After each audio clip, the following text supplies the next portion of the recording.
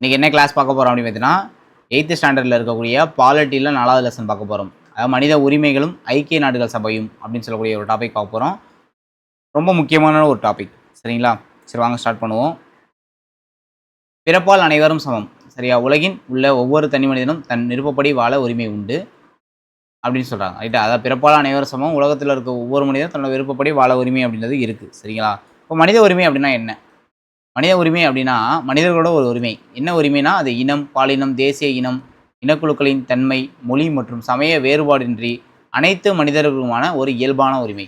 நீங்கள் மனிதனாக பிறந்தீங்க அப்படின்னா உங்களுக்கு ஒரு உரிமை இருக்குது, சரிங்களா? அப்படி என்ன உரிமை அப்படின்னா அடிமைத்தனம் இல்லாமல் இருக்கணும், சித்திரவதையிலிருந்து சுதந்திரம், கருத்து மற்றும் கருத்து சுதந்திரம் மற்றும் நியாயமான விசாரணை, வாழ்வதற்கான உரிமை, வேலை மற்றும் கல்வி பெறும் உரிமை, இது எல்லாமே வந்து பார்த்தீங்கன்னா மனிதர்களுக்கான ஒரு உரிமை அப்படின்னு சொல்கிறாங்க. ஸோ இதெல்லாம் பாதிக்கப்பட்டால் நம்ம என்ன பண்ணலாம்னா உயர்நீதிமன்றத்தையும் உச்சநீதிமன்றத்துக்கோ போகலாம். ஸோ அதுங்களா அதுதான் மனித உரிமை அப்படின்றது. மனித உரிமை அப்படின்றது பார்த்தீங்க அப்படின்னா ஐரோப்பிய நாடுகள் மற்றும் அமெரிக்க நாடுகளில் தான் ஃபஸ்ட்டு வந்து தோன்றுனுச்சு, சரிங்களா? இப்போ எழுதப்பட்ட மனித உரிமை ஆவணங்களோட முன்னோடி என்ன அப்படின்னு பார்த்தீங்கன்னா ஃபஸ்ட்டு மகாசாசனம். அதான் இங்கிலாந்தில் வெளியிட்டது 1212 வெளியிட்டது த மாக்னா கார்டா அப்படின்னு சொல்லுவாங்க, சரியா? முதலாம் ஜான் வெளியிட்டது த மாக்னா கார்டா.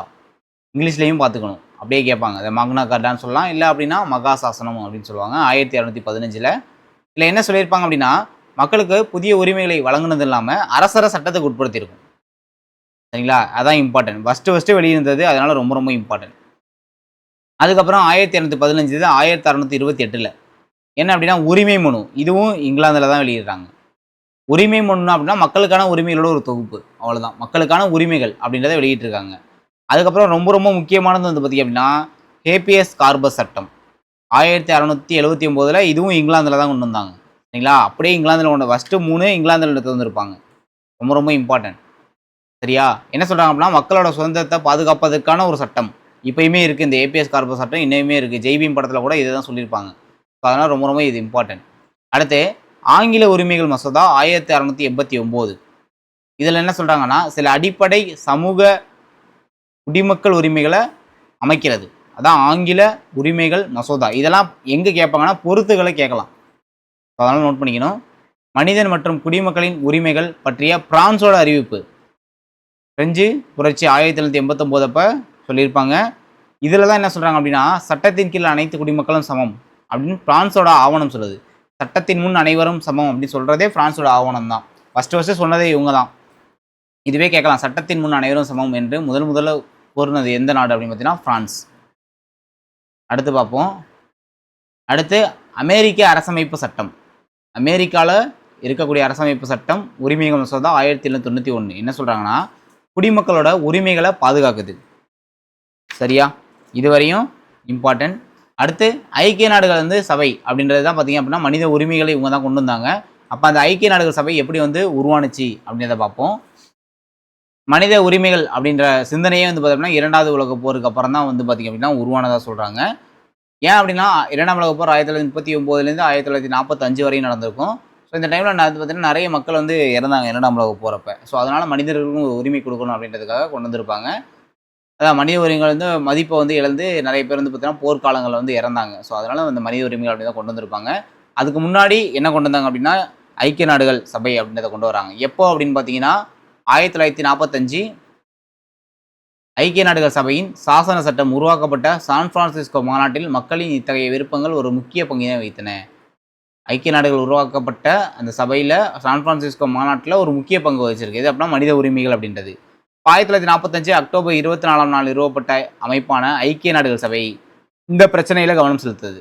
மனிதர்களுக்கான ஒரு உரிமை கொடுக்கணும் அப்படின்றதுக்காக ஐக்கிய நாடுகள் சபை நிறுவப்பட்ட ஆண்டு 1945 அக்டோபர் 24. ஸோ அந்த டைமில் வந்து பார்த்தோம் அப்படின்னா மனித உரிமைகளுக்கு இவங்க வந்து ஒரு முக்கியத்துவம் கொடுக்குறாங்க.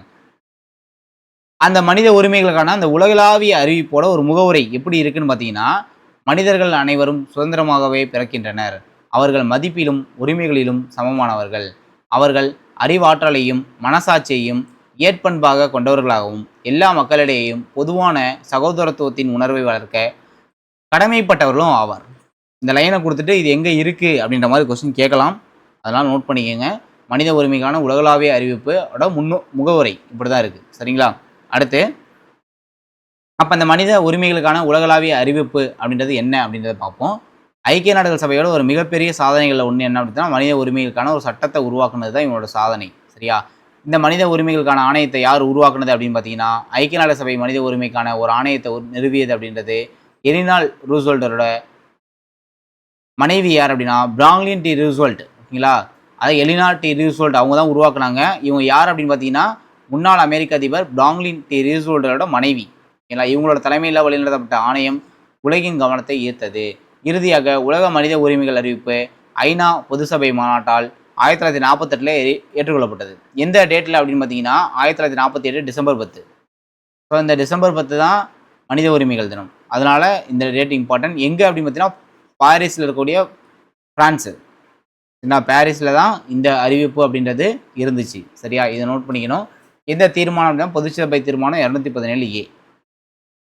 அதுக்கப்புறம் இந்த சைரஸ் சிலிண்டர் 539. இந்த சைரஸ் சிலிண்டரில் மனித உரிமைகளை பற்றி சொல்லியிருப்பாங்க. யார் அப்படின்னு பார்த்தீங்கன்னா பாரசீகத்தோட முதல் மன்னரான மகா சைரஸ். இவங்க தான் சொல்லியிருப்பாங்க. என்ன சொல்கிறாங்கன்னா அடிமைகளை விடுவித்து மக்கள் அனைவரும் தங்கள் சொந்த மதத்தை தேர்ந்தெடுக்கக்கூடிய ஒரு உரிமை உண்டு அப்படின்றத சொல்லியிருப்பாங்க. இதுவும் ஒரு உரிமை தான், மனித உரிமை தான். மனிதர்கள் அனைவரும் சொந்த மதத்தை தேர்ந்தெடுக்கிறதுக்கான ஒரு உரிமை. இதை யூனிஃபார்ம் எழுத்துக்களில் அக்காடியன் மொழியில் சிலிண்டர் வடிவிலான சுட்ட களிமண்களில் பதிவு செஞ்சேன். ஓகேங்களா? இப்போ இதில் இருக்கக்கூடிய விஷயம் ஐக்கிய நாடுகள் சபையோட 6 அலுவல் மொழிகளில் மொழிபெயர்க்கப்பட்டிருக்கு. இது இல்லாமல் உலக மனித உரிமைகள் பிரகடனத்தோட முதல் 4 விதிகளுக்கு இதுதான் இணையாக இருக்குது. ஸோ இது அதனால இம்பார்ட்டன்ட். சரியா? அடுத்து ஒவ்வொரு ஆண்டும் டிசம்பர் 10 மனித உரிமை தினமாக அனுசரிக்கப்படுகிறது. இது 1950ஆம் ஆண்டிலிருந்து வழக்கமாக கடைபிடிக்கப்படுகிறது. அதாவது டிசம்பர் 10ன்றது மனித உரிமைகள் தினம் அப்படின்றது 1950லேருந்து நம்ம கடைபிடிச்சிட்டு வரோம். சரிங்களா? இது இல்லாமல் மனித உரிமைகளோட நவீன சர்வதேச மகாசாசனம் என்றும் அழைக்கப்படுகிறது. மனித உரிமைகளோட நவீன சர்வதேச மகாசாசனம் அப்படின்னும் இதை சொல்கிறாங்க. சரிங்களா? இதன் கொள்கைகள் 185 நாடுகளுக்கு மேற்பட்ட நாடுகளில் அரசமைப்பை வந்து சேர்த்துருக்காங்க. இது இல்லாமல் 500க்கும் மேற்பட்ட மொழிகளில் மொழிபெயர்க்கப்பட்டது. இதுவே உலகின் அதிகமாக மொழிபெயர்க்கப்பட்ட ஆவணம். இதையும் நோட் பண்ணிக்கணும். சரியா? இப்போ மனித உரிமைகளான அடிப்படை மதிப்புகள் என்ன அப்படின்னா கண்ணியம், நீதி, சமத்துவம்.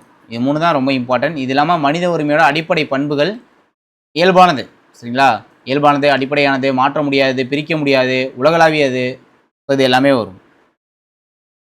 சார்புடையது, ஒன்றை ஒன்று என்னது சார்புடையது இந்த உரிமைகள் அப்படின்றது. இதெல்லாம் ஜஸ்ட் ஹெட்டிங் மட்டும் பார்த்தா போதும். அடுத்து இது இம்பார்ட்டன்ட். ஒவ்வொரு ஆண்டும் டிசம்பர் 10ஆம் நாள் உலக மனித உரிமைகள் தினமாக கொண்டாடப்படுகிறது. மனித உரிமைகளை உலகளவில் அறிவித்த பெருமை ஐக்கிய நாடுகளின் பொது சபையே சாரும். ஐக்கிய நாடுகளோட பொது சபை அந்த 217A அதை தான் சாரும் அப்படின்னு சொல்கிறாங்க. சரிங்களா? இப்போ மனித உரிமையோட வகைகள் என்ன அப்படின்னு பார்த்தோன்னா கிட்டத்தட்ட 30 சட்டப்பிரிவுகள் இருக்குது. 30 சட்டப்பிரிவுகள் இருக்குது. 5 முதன்மை பிரிவுகளாக இருக்குது. மனித உரிமைகள் பிரகடனத்தில் 30 சட்டப்பிரிவுகள் இருக்குது. இந்த உரிமைகள் 5 முதன்மை பிரிவுகளாக இருக்குது. ஒன்று என்னன்னு பார்த்தீங்கன்னா வாழ்வியல் உரிமை, சிவில் உரிமை. சரியா? வாழ்றதுக்கான உரிமை, சுதந்திரம், அடிமைத்தலிருந்து விடுபடுறது, நியாயமற்ற முறையில் கைது செய்யாமல் இருக்கிறது. ஸோ இதெல்லாம் வாழ்வியல் உரிமைகள் வரும். அடுத்து வந்து பார்த்தோம் அப்படின்னா அரசியல் உரிமைகள். அரசியல் உரிமைகள் என்ன இருக்குது அப்படின்னு பார்த்தீங்கன்னா கருத்து சுதந்திரம். நம்ம என்ன வேணால் கருத்து சொல்லலாம், அமைதியாக கூட்டம் நடத்திக்கலாம். ஸோ இதெல்லாம் வந்து வரும். சரியா? அரசாங்கத்தில் பங்கு பெற்றுக்கலாம், வாக்கு செலுத்தலாம், பேசலாம். ஸோ தகவல்களை பெறக்கூடிய உரிமை, இது எல்லாமே இதில் அரசியல் உரிமைகளில் வரும். அடுத்து சமூக உரிமை அப்படின்னா நமக்கு சுகாதாரம், உணவு, உடை, தங்குமிடம், சமூக பாதுகாப்பு இதெல்லாம் பற்றி பேசினா சமூக உரிமைகள். அடுத்து பொருளாதார உரிமைகள் அப்படின்னா நம்மளோட வேலை வாய்ப்பு, நியாயமான ஊதியம், நியாயமான வேலை நேரம், தங்கக்கூடிய இடம், கல்வி, போதுமான வாழ்க்கை தரம், சொத்துரிமை இதெல்லாம் பற்றி பேசணும் அப்படின்னா பொருளாதார உரிமைகள். கலாச்சார உரிமைகள் அப்படின்னா நம்மளோட சமய சுதந்திரம், மொழி இதெல்லாம் பற்றி பேசுறது. நம்மளோட கலாச்சாரம் என்ன அப்படின்றதெல்லாம் அதுக்கான பாதுகாப்பு கொடுக்கறது தான் கலாச்சார உரிமைகளில் வரும். சரியா? அடுத்து மனித உரிமைகள் ஆணையம். சரிங்களா? மனித உரிமைகள் ஆணையம் மனித உரிமைகளை மேம்படுத்துவதற்காக ஒரு ஆணையத்தை அமைக்க ஐக்கிய நாடுகள் சபையோட ஒரு முக்கிய அங்கமான பொருளாதாரம் மற்றும் சமூக சபை அதான் எக்கோசோக் அதிகாரம் பெற்றது. மனித உரிமைகளுக்கான ஒரு ஆணையம் அமைக்க அதிகாரம் பெற்ற அமைப்பு எக்கோசோக். சரிங்களா? மனித உரிமைகளோட பாதுகாப்பை உறுதி செய்வதற்காக தேசிய மற்றும் மாநில அளவிலான மனித உரிமை ஆணையங்கள் நிறுவப்பட்டுள்ளன அப்படின்னு சொல்லியிருக்காங்க. ரைட்டா? அடுத்து இந்த பாக்ஸ் பார்த்துருவோம். ஃபஸ்ட்டு மனித உரிமைகள்லாம் என்ன, வாழ்வியல் உரிமைகள்லாம் என்ன அப்படின்னு பார்ப்போம். மனித உரிமை அப்படின்றது தேசிய இனம், பாலினம், இனம் மற்றும் வயது ஆகியவற்றை பொருட்படுத்தாமல் எல்லா இடங்கள்லையும் உடையது. ஓகேங்களா? ஆனால் வாழ்வியல் உரிமை அப்படி கிடையாது. இது இந்த சிவில் உரிமை அப்படின்றது ஒரு குறிப்பிட்ட நாட்டில் அப்படின்னா மாநிலத்தில் குடியுரிமை பெறுவதன் மூலம் அனுபவிக்கக்கூடிய ஒரு உரிமைகள். இந்த நாட்டில் நீங்கள் இந்த குடியுரிமை பெற்றீங்க அப்படின்னா இந்த உரிமை உங்களுக்கு உண்டு அப்படின்னு சொன்னோம் அப்படின்னா அது வாழ்வியல் உரிமை. ஆனால் மனித உரிமைகள் எல்லாருக்கான ஒரு உரிமை. மனித உரிமைகள் உலகில் உள்ள அனைத்து மக்களுக்கும் மற்றும் அனைத்து நாடுகளுக்கும் உரியது. சிவில் உரிமை அப்படின்னது நாட்டுக்கு நாடு இல்லை அப்படின்னா அரசாங்கத்துக்கு அரசாங்கம் வேறுபடக்கூடியது. இது அரசமைப்பு சட்டத்துடன் தொடர்புடையது. இது வந்து பார்த்தீங்க அப்படின்னா ஒரு தேசமும் தனிநபருக்கான மனித உரிமைகளை பறிக்க முடியாது.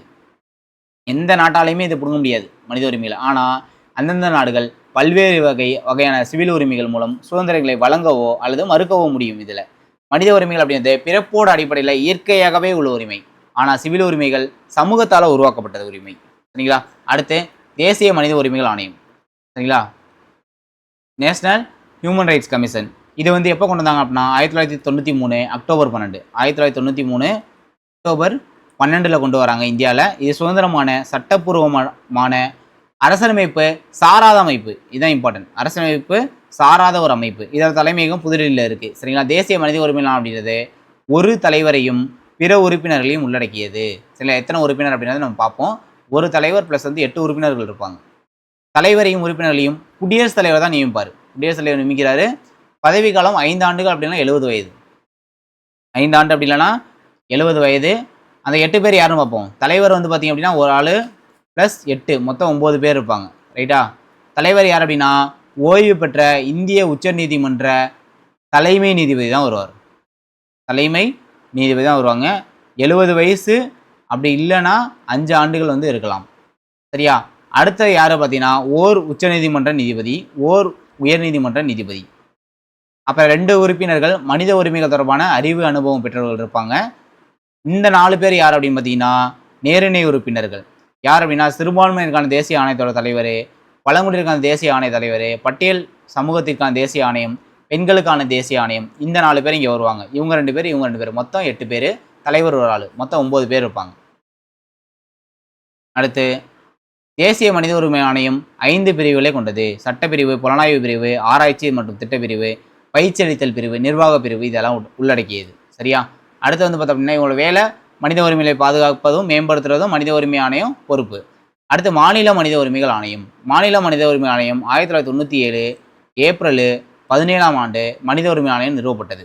மாநில அளவில் செயல்படுகிறது. இது ஒரு தலைவர் மற்றும் 3 உறுப்பினர்களை உள்ளடக்கியது. 1+3 ஒரு தலைவர் மற்றும் 3 உறுப்பினர்கள் உள்ளடக்கியது.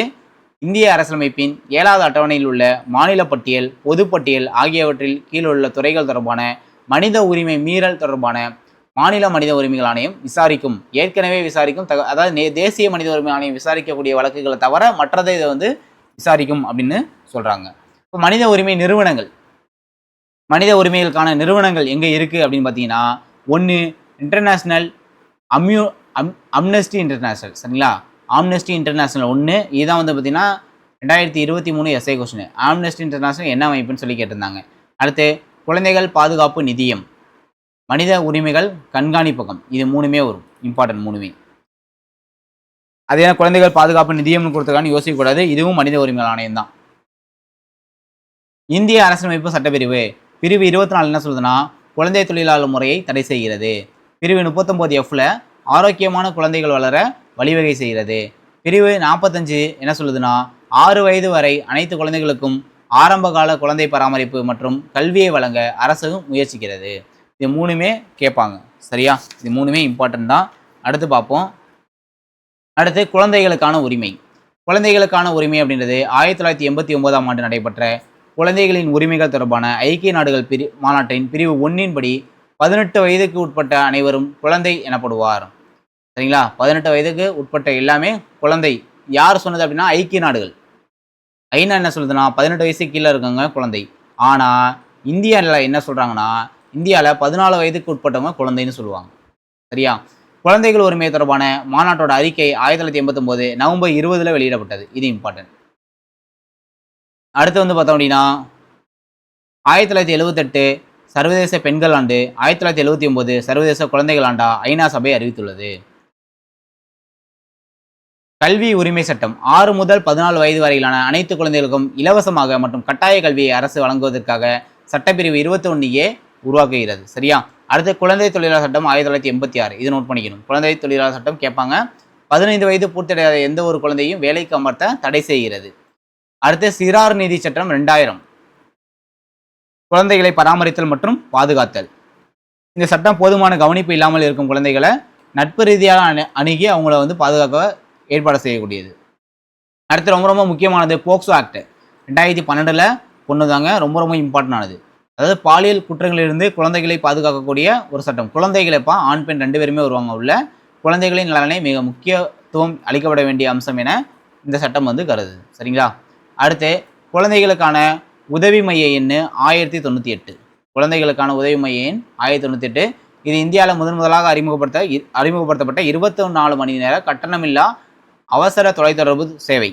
அதாவது குழந்தை தொழிலாளர் இல்லைனா குழந்தை திருமணம் இல்லைனா வன்கொடுமை இதனால் பாதிக்கப்படக்கூடிய குழந்தைகளுக்கு சிறப்பு கவனம் செலுத்துவாங்க. அடுத்து பெண்களுக்கான உரிமை. பெண்கள் மற்றும் சிறுமிகளின் உரிமைகளும் மனித உரிமைகள் தான். சரிங்களா? இதில் என்ன இம்பார்ட்டன்ட் பார்த்தீங்கன்னா ஐக்கிய நாடுகள் சாசனம் பெண்கள் மற்றும் ஆண்கள் இருவருக்கும் சமமான உரிமைகளை தான் உறுதி செய்யுது. 1979ஆம் ஆண்டில் நடைபெற்ற மாநாட்டில் பெண்களுக்கு எதிரான அனைத்து வகையான பாகுபாடுகளையும் நீக்குவதற்காக மசோதாவை ஐநா பாதுகாப்பு சபை ஏற்றுக்கொண்டது. எந்த இயர் அப்படின்னா 1979. இதை என்ன சொல்றாங்கன்னா சர்வதேச உரிமைகள் மசோதா அப்படின்னு சொல்றாங்க. இது பெண்களுக்கான சர்வதேச உரிமைகள் மசோதா அப்படின்னு சொல்றாங்க. இது இல்லாமல் 1995ஆம் ஆண்டில் பெய்ஜிங்கில் நடைபெற்ற 4வது உலக மகளிர் பெண்களின் உரிமைகளை அங்கீகரிப்பதற்கும் உலகளாவிய பெண்களின் வாழ்வாதாரத்தை மேம்படுத்துவதற்கான ஒரு தளத்தை உருவாக்கியது. எங்க அப்படின்னா பெய்ஜிங். சரியா? அடுத்து யூனிஃபார்ம்னா பெண்களுக்கான ஐக்கிய நாடுகள் மேம்பாட்டு நிதியமைப்பு 1995 முதல் செயல்பட்டு வருகிறது. இதையும் நோட் பண்ணிக்கணும். அடுத்து பெற்றோர் மற்றும் மூத்த குடிமக்களோட பராமரிப்பு மற்றும் நல்வாழ்வு சட்டம் 2007. இந்த சட்டம் என்ன சொல்லுது அப்படின்னா மூத்த குடிமக்களும் பெற்றோர்களும் பராமரிப்பை வழங்குவதற்கும் அவர்களின் குழந்தைகள் மற்றும் வாரிசுதாரர்களின் சட்டப்பூர்வமாக கடமைன்னு சொல்றாங்க. சரிங்களா? அப்போ முதுமை காலத்தில் பாதுகாப்பும் ஆதரவும் மனித உரிமைகளாக கருதப்படுகிறது. அடுத்த சட்டங்கள் மற்றும் விதிகள் பார்ப்போம். விதவை மறுமண சட்டம் 1856. விதவைகளுக்கான மறுமணத்தை சட்டமாக சொல்கிறாங்க. இந்து திருமண சட்டம் 1955. பெண்களோட திருமண வயது இங்கே தப்பாக கொடுத்துருக்காங்கப்பா. பெண்களோட திருமண வயது 18, ஆண்களுக்கு வந்து பார்த்திங்க அப்படின்னா 21 அப்படின்றதான் ரைட்டு. சரியா? இந்து வாரிசுரிமை சட்டம் பெண்கள் தங்கள் பெற்றோர்களோட சொத்தினை மரபோலியாக பெறுவதை உறுதி செய்கிறது. அதாவது இந்து வாரிசுரிமை சட்டம் 1956. வரதட்சணை சட்டம் 1961. வரதட்சணை என்ற பெயரில் மருமகளை மோசமாக நடத்துவதற்கு கடுமையான தண்டனை கொடுக்குது. பெண்களை கேலி செய்வதற்கு யூடிசிங் ஆக்ட் 1997 பெண்களுக்கு நிவாரணம் அளிக்கிறது. சரிங்களா? அநாகரிகமாக சித்திகரித்தலுக்கு சட்டம் 1999. அநாகரிகமாக சித்திகரித்தலுக்கு எதிரான சட்டம். பத்திரிகைகள் செய்தித்தாள்கள் போன்றவற்றில் பெண்களை வந்து அநாகரிகமாக என்ன பண்ணக்கூடாது, சித்திகரிக்கக்கூடாது. அது தடை செஞ்சுருக்காங்க. அப்புறம் பெண் தொழிலாளர்களுக்கான சட்டம் பார்த்தீங்கன்னா தொழிற்சாலை சட்டம் 1948, தோட்ட தொழிலாளர் சட்டம் 1951, சுரங்க சட்டம் 1952, மகப்பேறு நலச்சட்டம் 1961, குடும்ப வன்முறையிலிருந்து பெண்களை பாதுகாக்கக்கூடிய சட்டம் 2005. கணவர் மற்றும் குடும்ப உறுப்பினர்களால் பெண்கள் துன்புறுத்தப்படுவது இது பாதுகாக்குது. சரிங்களா? அடுத்த முடிவுரையில் ஒன்றும் இருக்காது. மீள்பார்வையில் நம்ம பார்த்ததான் மனித உரிமைகள் அப்படின்னா என்ன அப்படின்னு சொல்லி கொடுத்துருப்பாங்க. இது எல்லாமே இது வாழ்வியல், அரசியல், பொருளாதார, சமூக, கலாச்சார உரிமைகள்லாம் அடங்கும். இது உள்ள மனித உரிமை இயல்பானது, மாற்றித்தர இயலாது, சார்புடையது, பிரிக்க இயலாது. இது நம்ம தெரிஞ்சதான். ஐக்கிய நாடுகள் சபையோட மிகப்பெரிய சாதனைகள் ஒன்று மனித உரிமைகள் சட்டத்தை முழுமையான அமைப்பை உருவாக்குனது தான். சட்டத்தோட ஒரு முழுமையான அமைப்பை உருவாக்குனது. மனித உரிமைகள் அறிவிப்பு எப்போ வெளியிட்டாங்கன்னா 1948 பிரான்ஸில் வெளியிட்டிருப்பாங்க. மனித உரிமைகள் கண்ணியம், நீதி, சமத்துவம் ஆகியவற்றை அடிப்படையாக கொண்டது. மனித உரிமைகள் பாதுகாப்பை உறுதி செய்வது தேசிய அளவிலும் மாநில அளவிலும் மனித உரிமைகள் ஆணையங்கள் நிறுவப்பட்டுள்ளது. மனித உரிமையை பாதுகாப்பது ஒவ்வொரு தனிநபரோட ஒரு பொறுப்பு. சரிங்களா? அடுத்து புக் பேக் பார்ப்போம். 2ஆம் உலக போருக்கு பின்னர் டேஷ் மனித உரிமையை பாதுகாக்க பல நடவடிக்கைகள் எடுது ஐநா சபை. சரிங்களா? 1995ஆம் ஆண்டு உலகங்களும் வந்து பெண்கள் எந்த மாநாட்டில் கூட்டினாங்க? பெய்ஜிங்கில். பெய்ஜிங் எங்கே இருக்குது அப்படின்னா சீனாவில் இருக்குது. சரிங்களா? தேசிய மனித உரிமைகள் ஆணையம் எங்கே நிறுவப்பட்டுனா 1993 தேசிய மனித உரிமைகள் ஆணையம். மாநில மனித உரிமை ஆணையம் 1997 நிறுவப்பட்டது. ஐநா சபை 1979ஆம் ஆண்டை எந்த ஆண்டாக அறிவித்தது அப்படின்னா எந்த ஆண்டு அப்படின்னு பார்த்தீங்கன்னா குழந்தைகள் ஆண்டு. 1978 பெண்கள் ஆண்டு. உலக மனித உரிமைகள் தினமாக அனுசரிக்கப்படக்கூடிய நாள் டிசம்பர் 10. அடுத்த மனித உரிமைகளோட நவீன சர்வதேச மகாசாசனம் பார்த்தீங்கன்னா உலக மனித உரிமைகளுக்கான உலகளாவிய அறிவிப்பு. தேசிய மனித உரிமைகள் ஆணையத்தோட தலைவராக நியமிக்கப்படுவர் யார் அப்படின்னு பார்த்தீங்கன்னா ஓய்வு பெற்ற உச்சநீதிமன்ற தலைமை நீதிபதி. சரியா? எத்தனை சட்டப்பிரிவுகள் இருக்குது அப்படின்னு பார்த்தீங்கன்னா 30 சட்டப்பிரிவுகள். இது வந்து ப்ரீவியஸ் கொஸ்டின். சரிங்களா? அடுத்து தேசிய மனித உரிமை ஆணைய தலைவரோட பதவிக்காலம் 5 ஆண்டுகள், அப்படி இல்லைன்னா 70 வயது வரை. சரிங்களா? இதுவுமே வந்து பார்த்தீங்கன்னா ப்ரீவியஸ் கொஸ்டின் தான். தேசிய மனித உரிமை ஆணைய தலைவரோட பதவிக்காலம். தேசிய மனித உரிமை ஆணையம் தொடர்பான தலைமையகம் இங்கே புதுடில்லியில் இருக்குது. அடுத்து பார்த்தீங்க அப்படின்னா என்ன சொல்லுவாங்க? உரிமை உண்டு. வாழ உரிமை உண்டு. மனித உரிமைகளுக்கான இயல்பான உரிமையா? இயல்பான அடிப்படை உரிமை. இயல்பான அடிப்படை உரிமை. மாநில மனித உரிமைகள் ஆணையம் அமைக்கப்பட்ட ஆண்டு 1997. ஆர்டிகல் 24 குழந்தை தொழிலாளரை தடை செய்யுது. குழந்தை தொழிலாளர் முறையை தடை செய்யுது. ஐக்கிய நாடுகள் சபை நிறுவப்பட்ட ஆண்டு 1945 அக்டோபர் 24. அடுத்து எலினார் ரூஸ்வெல்ட் யாரு? மனித உரிமைக்கான ஆணையத்தை ஒன்றுது. சைரஸ் சிலிண்டர் உலகின் முதல் மனித உரிமைகளுக்கான, அதை சொல்ல முடியாது, அடிமைத்தனத்திலிருந்து விடுவிச்சிருப்பார் சைரஸ் சிலிண்டர். பெண்களை கேலி செய்கிறது யூடிஎஸிங் 1997. குழந்தை உதவி எண் 1098. வாழ்வியல் உரிமைகள் என்ன சொல்லலாம்? வாழ்வியல் உரிமைகள் உலகின் முதல் மனித உரிமைகள் சாசனம். வாழ்வியல் உரிமை. அரசியல் உரிமை அப்படின்றது வாக்களிக்கக்கூடிய ஒரு உரிமை. சரியா? ஓகே.